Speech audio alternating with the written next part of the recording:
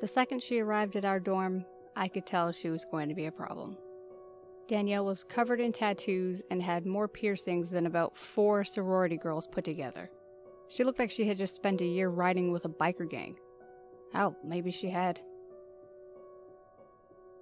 "I told you we shouldn't have gone random," Rose muttered to me under her breath as Danielle left to go get more stuff from her car. I rolled my eyes. "Rose, you're an idiot. We don't know a thing about her. Plus, it's not like we had a choice. We couldn't find anyone else to room with us after Abby ditched us for her boyfriend." I was pissed. I was really hoping it would have just been Rose and I living in our dorm. Rose left in a huff, refusing to be around while Danielle was moving in. I figured Rose was overreacting. Yeah, Danielle dressed a little odd, but hey, we were in college. There were bound to be a couple goths here and there. I decided to give Danielle the benefit of the doubt. I met her at the door the next time she came in, hauling her stuff. "Hi, you must be Danielle. I'm Steph, your new roommate." I flashed her a big smile and stuck out my hand for her to shake. Danielle stonewalled me, brushing past me without so much as grunting in my general direction. She was dragging an enormous suitcase with her.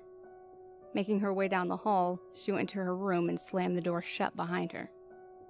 Maybe Rose wasn't being an idiot. The next couple weeks, things were weird with Danielle. She didn't speak a word to me or Rose at all, and instead continued to pretend as if we weren't there. In fact, I barely even saw her. But to be honest, I had bigger things to worry about. I flunked my first calc test, overslept and missed a mandatory event for my sorority, and cracked my phone screen.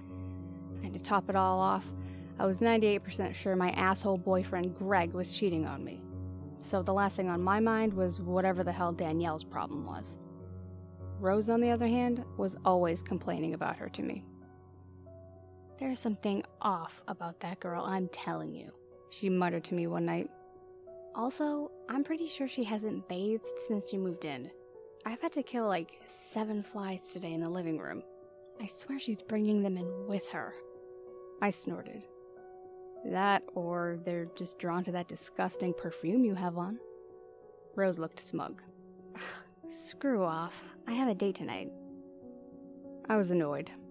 Greg said he was playing Fortnite with his roommates tonight and didn't want to hang out with me, so I was stuck in the apartment by myself, alone with Danielle. I knew she wouldn't bother me, but still, it was creepy being alone with her. That night, I realized Rose was right about the flies. I swung the fly swatter so much that I got a cramp in my arm, and there were still dozens swarming around. They were all over the door to Danielle's room. But that wasn't much of a surprise. I just sat on the couch and waited for Rose to come home. When she finally stumbled in the door around 2 a.m., I knew it was time. "How was the date?" I asked as she shut the door behind her. Rose nearly jumped out of her shoes.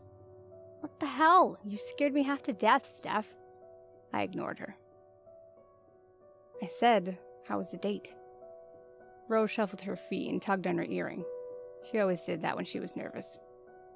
"It was fine. Fun. I'm tired, though. Gonna head to bed." I didn't say anything. Rose walked down the hallway. "Holy shit!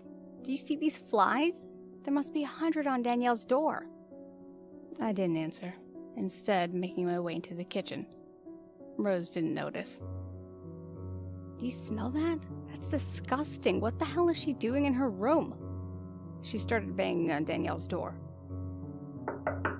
"Listen, I don't know if you're smoking weed or starting a freaking compost heap in there, but you need to stop or I'm calling the RA." There was no answer from Danielle. "Hello? Hello?" Rose kept pounding on the door. "I'm coming in there." She opened the door. "What is your..." Only to find the rotting corpse of Danielle laying in bed. Rose was too shocked to speak. I think she would have puked if I hadn't taken that moment to slit her throat with a kitchen knife. I know I don't have much time before someone finds me here, with the decaying bodies of my roommates. The smell will attract attention before long. but I should be able to add one more before that happens. Poor Danielle. She didn't deserve to get dragged into all this, but I couldn't afford the possibility of a witness. Oh, there's the doorbell. I knew it wouldn't take Greg long to come over after I texted him from Rose's phone.